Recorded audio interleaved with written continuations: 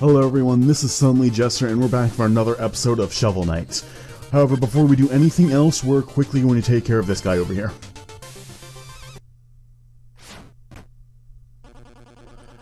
North from Pridemore, west at the fork. Oh bother, I must have passed it already. Well met, traveler. Wait, maybe you can help me. I think I got lost. I was trying to... Wait a second. You're the knight with a shovel. Indeed, I am the knight with a shovel who has been... menacing the village! I assure you, I have done no such... You gonna use that shovel to bury innocent people? Maybe. Your reign of terror ends here. As you can see, this is a purely optional boss that you're probably gonna fight anyway because you're gonna have a hard time avoiding the random encounter throughout the entire game.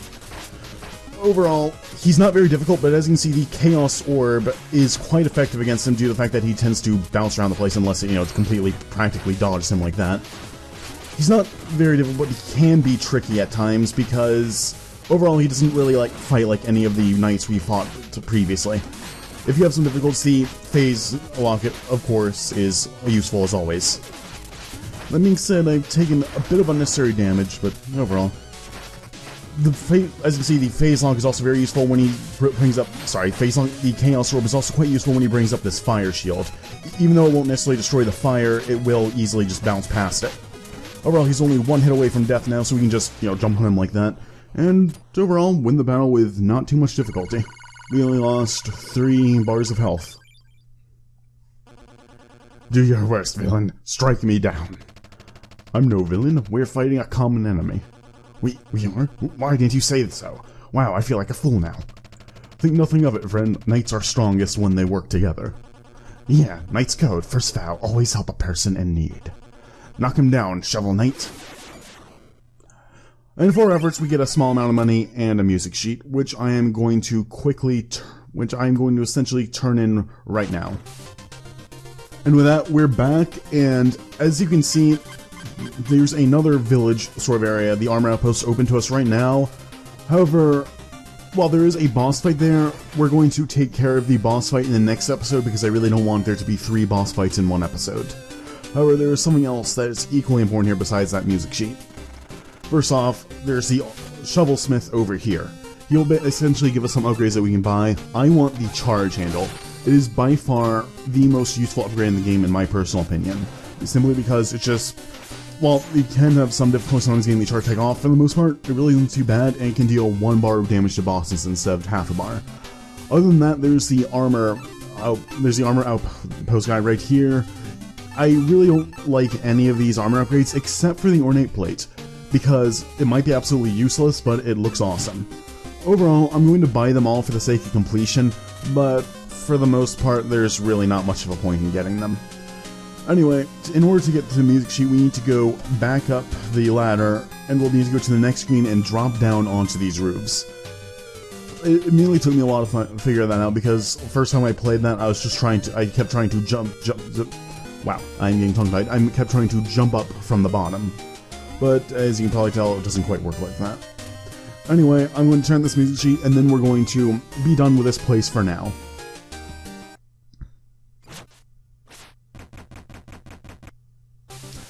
Never mind. Remember when I said I didn't want 3 boss fights in one episode? We're doing it. Arrgh, I can't believe this. Shovel friend, have you lost your way? Bought the best gear, the slickest armor, the strongest rope. Pardon? Are you in need of help? Those stuck-up Order of No Quarter clowns have no idea what they're missing. Hey, you look like a knight. Shovel Knight at your service, but I'm not in league with... So I heard that if you beat a knight, you get to take their title, right? Please, don't do something you'll regret. I don't want to. The Great Boss Knight. Like the sound of that. They'll have no choice but to accept me now.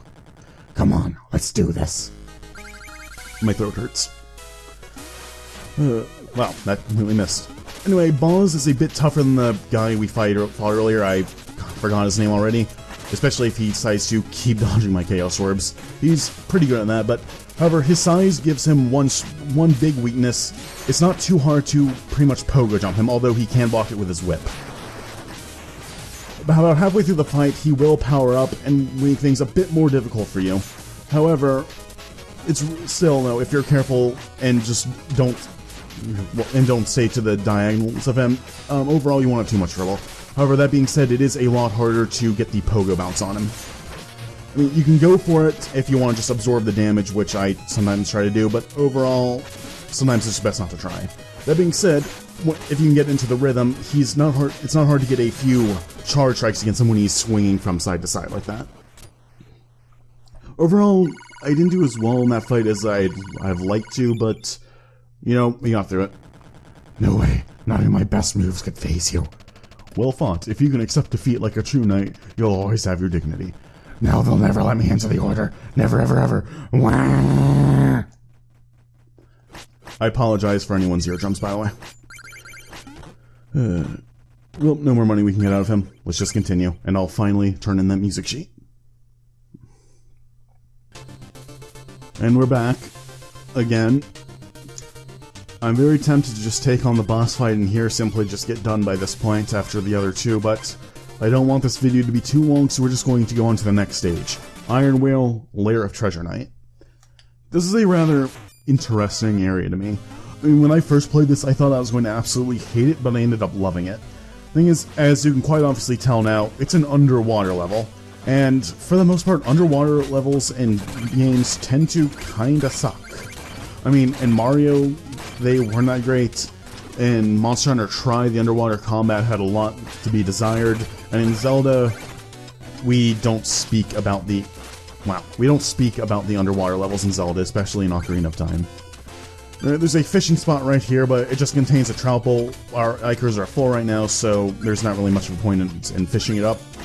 Really, we're going to see that a lot. I personally don't find the Ikers to be very useful. I mean, they're not bad, don't get me wrong. There are times when I absolutely love to have them, but for the most part, I never really use them, except for, like, sometimes against the final boss or so. And that's not even meant to be some kind of brag, by the way. Like, oh, I'm so good, I don't need to ever use these Ikers. Honestly, I just don't really use them. I mean, other people, you know, might have a lot of use for them, but overall, I just never really had the need. Anyway, we're gonna get off that train of thought before it starts to sound like I'm bragging even more. The knight of this level is right here. He's kind of annoying. However, that does sort of give us a preview of what the relic of this level is going to be. But for the most part, I'm just going to ignore that guy because I don't really find them worth fighting. Thank God this area's underwater, otherwise we would have just landed in those spikes over there. Anyway, as you can tell, the relic of the stage is going to essentially be an anchor that we throw upward. Think of like the Castlevania axe, and you know, that's basically the item in a nutshell. In my opinion, is the most useful relic in the entire game. Others might disagree, but I find it to be useful for nearly every situation throughout the game. Anyway, this part is a little bit annoying, but overall, it's not too much hassle. If you feel like using the phase lock there, I really don't blame you. Because, I mean, overall, it's not like you're going to go between them, but, you know, if you panic a bit, it'll be easy to just kill yourself and land in the spikes. And we get a goldfish here that's a bit trickier to catch than most because it actually flies. Okay, we almost landed in there. That would have been embarrassing after I said that it's not really too difficult. Oh, you know, this area's not too difficult. I'm just going to land in the spikes right here. Anyway, we're going to go for the gold, even though it might be rather ill-advised. I find this area to be, well, rather nerve-wracking, simply because of how many times I've actually landed in the spikes even though I don't want to admit it. Anyway, if you remember the first boss fight we fought here, this guy is rather reminiscent of it simply because of the whole shield thing. Overall, just charge attack him and he'll go down pretty quickly. Or if you want, you can try the Chaos Orb or something. Overall, as you can tell, it's really just a good investment to get the charge strike as soon as possible. There are just so many things that go down quickly with it. Do we have anything useful for this guy? No, we don't. Anyway, come here. You son of a bitch. You know, that probably would have been one of the times where I should have just used the phase lock and jumped up. You know, don't do what I do, people. Just don't be afraid to use your items. Anyway, we'll be right back there in a moment. You know, I want you guys to note that not only have I died in every episode since the Lich Yard, they've been in rather humiliating ways as well. I just want you to take note of that. I really hope this is not going to be the standard. I'm just going to die in some silly way in every single episode. Oh boy. This is going to be a long series if that holds true. Either that or maybe it'll even escalate, like I'll die 2 stupid ways every episode, or 3 ways, or 4 ways, the list just goes on and on. Overall, by the way, I've recorded this like right after recording the last Salt and Sanctuary episode, episode 2, to be honest. Not gonna lie, I was kind of disappointed in my performance in it, so I'm actually trying to make up for it here in the next Salt and Sanctuary episode I'm gonna do. Although, overall, with the way I died over there, I'm not really making up for it right yet. But, hey, maybe I'll just get a flawless against Treasure Knight. That'll be the day. Probably not. I mean, while Treasure Knight isn't, like, super difficult or anything, it's kind of hard for me to not take damage against him. Hi. That kind of surprised me. Die. Anyway, with these guys, the weak point is essentially their head. For the most part, these guys aren't even dangerous at all. They're pretty much just obstacles for you to just try to get past, or at times for you to pogo jump on something. Speaking of which, overall, I kind of prefer to use the alchemy coin right here, simply because not only does it take care of those guys, you can see very easily, you don't have the stress of pogo jumping on them over spikes. Also, I wonder how many times I can say pogo jump in one episode. I should have countered this video and see how many times, but I'm too lazy. Anyway, we have another checkpoint right here, and I believe, like, don't quote me on this, but I believe we're getting close to the relic of this level, which I'm really right, which I'm quite glad for because, as I said, I just find it to be so useful. Anyway. Hello there. For now, though, there's nothing we can do against this guy, we just have to run. He's essentially the mini-boss of this level, and so, overall, it'll take quite a few hits to go down when we actually do fight him, but he's not too overly difficult. I mean, I find this platforming segment to be a bit harder, although, to be honest, it's not that hard considering that, you have pretty much the whole gravity thing. Anyway, the Flare Wand is very useful for this guy if you don't want to get close. It just goes in a straight line and just kind of messes him up if you can get constant hits against him. That being said, if you are close, charge striking is also a pretty good option. Shouldn't be much longer now, one more hit and he's down, and now we can finally open this blue chest. Feels alive. I haven't had a ride like that in ages. I think I'm gonna be sick. Anyway, I'm about to drop another great deal on you. Want to see? Of course. Anyway, for 3,000 we get the throwing anchor. As I said, in my opinion, this is one of the most useful relics out of the entire game. It goes in just the right arc to just mess quite a few enemies up, especially bosses. In fact, there'll be many bosses where I just use this, and this especially.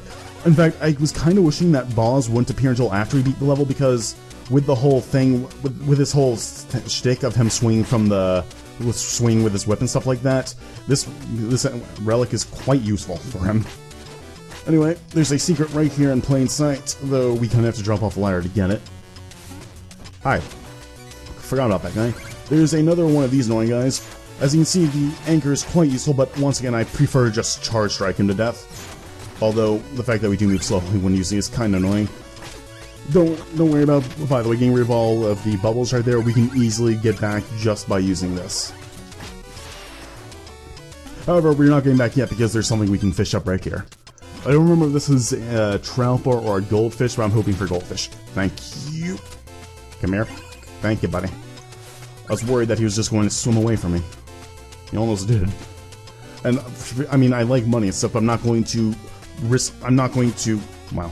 I don't know why I keep getting hit by that guy so much. I'm not going to go over the pit just to get a goldfish. Out of all things in the game, they don't really give that much money to risk to make it worth risking your life over. Hey, anyway, overall, this guy, we're gonna get rid of this man right over here because he's kind of annoying. He can potentially send us into spikes if we're not careful. I almost got hit by him right here. Thankfully, though, if you manage to grab onto the ladder quickly, you don't have much to worry about. But overall, better safe than sorry. Anyway, once again, more of these platforms. Be careful, by the way, if you get in its trajectory like there, it actually will damage you. And overall, you just, as always, don't really want that to happen. Whew. That was almost disastrous. Oh man, the moment I start talking about 2 deaths per level is the moment where I start having all of these close calls. This is not good for my heart. But man, once again, although that wasn't nearly as close, I don't know why I'm kind of bad at this particular part of the level. If I don't get right here, I'm just going to cut to the successful run, because I don't want, you know, this to be entirely... Oh, wait, never mind. Well, that takes care of that. I jumped right into that. Congratulations. Anyway, this guy, the alchemy coin is not useful at all. Never mind, I forgot that he just blocks it. That being said, if he lets you get off, the charge strike is quite useful at just going through... Holy crap, I'm doing terribly. I am sorry, everyone. I say I tried to redeem myself in this episode, but I take all of the necessary damage, but if you're better at doing it than I am, you can easily keep using the charge strike on him in order to get, essentially pierce the shield. What the hell? Well, 2 deaths per episode, everyone. It's happening. Hey, see, I can do it when I'm not talking. Anyway, we're going to get over here by not standing on the very edge, as you saw last time that really did not work out for us. But, you know, we're done past it, and we died on the screen right before a checkpoint. Classic. I mean, with the anchor, you don't want to jump on me, because otherwise you'll just jump to the void, as you can see there. And hopefully we'll be able to poke jump this guy without him. Good. I was worried that he'd spawn another projectile before we could do that. Don't do that, please. Anyway, he does not... Okay, never mind. Now he's engaging us. I was about to say we're just going to flare one to death until he decides to get close, but after one he decided to listen to me. More of these anchors. Prepare to see them a lot, by the way. Treasure Knight is quite fond of weaponizing them to a pretty efficient way. Anyway, we only really have one chance to get to that secret there, unless you decide to just bounce on the knight there, which it wasn't too difficult. Hi, almost missed that. But overall, it's just easy. Just take the bubble route. But if you mess up, you know, feel free to use the knight. But for our efforts, we get a surprising amount of money, much like in the Plague Knight stage, Explodatorium. I believe that... Okay, not this again. I believe that at this rate we are almost done with this stage, but I'm not entirely sure. We did just get a checkpoint, so hey. Hey, I don't have every bit of the stages memorized. Sadly. I wish I did. But this feels like it's the end of it, so... Well, that was effective. We're going to grab this chicken and grab all this money and watch those shells just fly around every which way. I always find that to be incredibly amusing to watch, to be honest. Go. This can be kind of tricky, but basically you just need to have some quick shovel work. This part is quite a bit easier with Plague Knight, simply because you have the whole bounce thing. And with that though, we have the final checkpoints of the game, and now we can go and fight Treasure Knight. My gems, my vessel, my ocean, your very presence tarnishes. You are to lay claim to the sea itself. Your greed knows no bounds, Treasure Knight. Your hands are no less dirty. Even now, others are paying for your avarice. Let us duel. Winner take all. That voice feels a lot better on my throat after the last few fights. As you can see, the first attack that he brings out is one where he basically tries to charge at us with the anchor. That being said, while he is easy poke jump to his size, you don't want to get too greedy, otherwise he will he'll just Linzaker up. That being said, if he starts essentially slowly rising in the air, you want to poke jump on him immediately, because that's the best way to dodge that attack. I was a bit slow on the uptake, and thus I took damage because of it. Overall, he's really not too difficult. The main difficulty, as I said, is just essentially trying to take no damage against him. That being said, if you get hit by that chest attack, he will essentially steal your money like the greedy bastard he is. Come on, there we go. And with that, he's down. You know, out of all of the boss fights so far in this episode, I mean, I think he went down the easiest. Then again, there was the first guy whose name once again escapes me. And with that, the stage and the episode is complete. We just have, once again, the campfire scene to watch. Really, it's not going to be interesting again until the next episode, in which case we get to catch Shield Knight again and we get a meal ticket.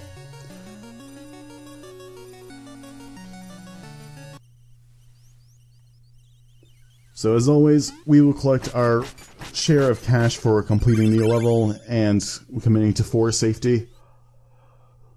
We will continue with the armor outposts and the final level of World 2 in the next episode. Thanks for watching, everyone. I'll see you guys later.